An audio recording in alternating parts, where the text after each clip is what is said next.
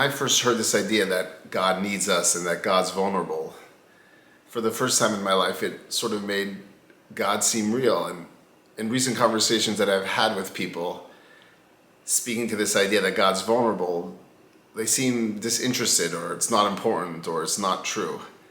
I just saw a clip online where Rabbi Manis Friedman explains this idea of vulnerability on God's part and how it relates to marriage, and how it's mentioned sort of right at the beginning of the Torah, of the Bible, when God says it's not good for man to be alone, seemingly talking about Adam, but God was talking about himself, and thereby created the whole world, because just being me is not enough. Me without you can't be. And I think he so eloquently explains it in this little clip. I saw it. I simply want to share it with you. Enjoy. Tell me what you think. Well, you said there's a difference between attraction and infatuation. Yeah. Maybe you can define for us, because you have your book, Creating a Life That Matters. Maybe you can share with us the difference and what love is. Ooh. Or what love is not. What love is, and what it's good for, what it's not good for. What is love? Yeah.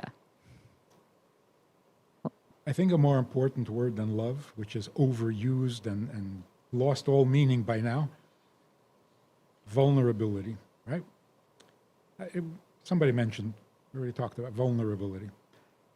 The purpose for marriage, which I think everybody should know before they get married, the purpose of marriage is to not be alone, right? That's what it says. God says, I'm going to create you a helpmate because it's not good to be alone.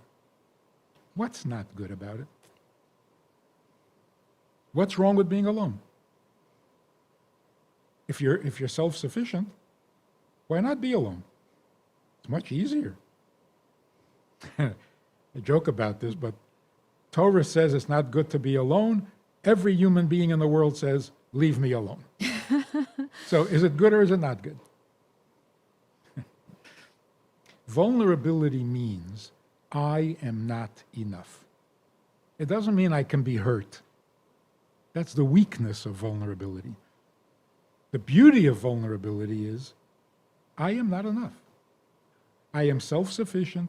I can do well by myself. I don't need any help, but I am not enough. That is the ultimate vulnerability. And that's what it means. It's not good to be alone. Because being alone is not enough, no matter how perfect you are. I mean, God himself doesn't want to be alone, no matter how perfect he is.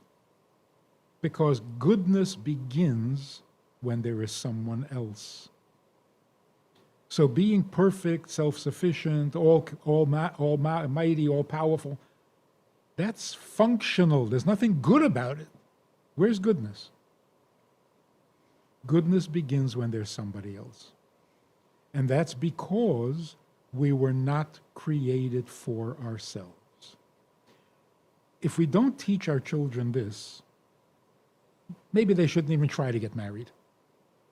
Because if you don't understand this, when you talk about bittul or humility or selflessness, this is what we're talking about. It's not about you. Nothing. You have love. You're capable of loving. What does pop psychology say? Love yourself. Wrong. Love, you don't have love for yourself. Just like you don't have the power of speech and communication to talk to yourself. It's not for you. Whatever you have is not for you. We have to teach children this at a very young age. And by example. I mean, it could be a Example slippery is slope, powerful.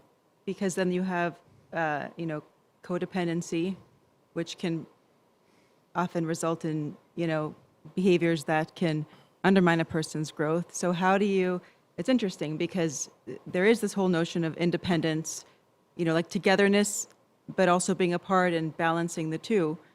And then having self-love. I guess it may be a different kind of self-love, more like a humility. So how do you balance? Self-love is a given. The question is, what's it for? Why do I have self-love? to give it away, not to keep it. Just like these people who are worth $200 billion. What are they supposed to do with that? Keep it? It's ridiculous. It's so obviously not for you, even though it is yours legally, according to Torah. It's yours. But who says it's for you? You have information. What, it's for you? Of course not. So this whole idea that it's not good to be alone means it's not good to live for you. It's not a life. It's just an existence. Life begins when there's someone else. And that's how you define love. That's how you define marriage, right? So that is the ultimate vulnerability. Now, it would be nice if the person you're married to is a little lovable.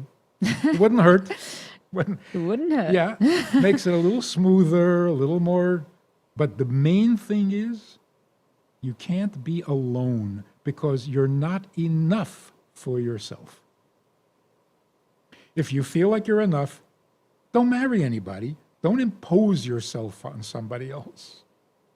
You can live with another person when you feel and know that you're not enough. Then there's room for another person. Then there's respect for the other person. Love can be very, there's a word, controlling, consuming. You swallow up the other person. Don't let them breathe because you love them so much. Love can be toxic. Vulnerability is never toxic. So you're saying in a relationship, vulnerability is the focus more than love. Yes. And the immediate byproduct of vulnerability is respect. The other person is significant to you, not just lovable.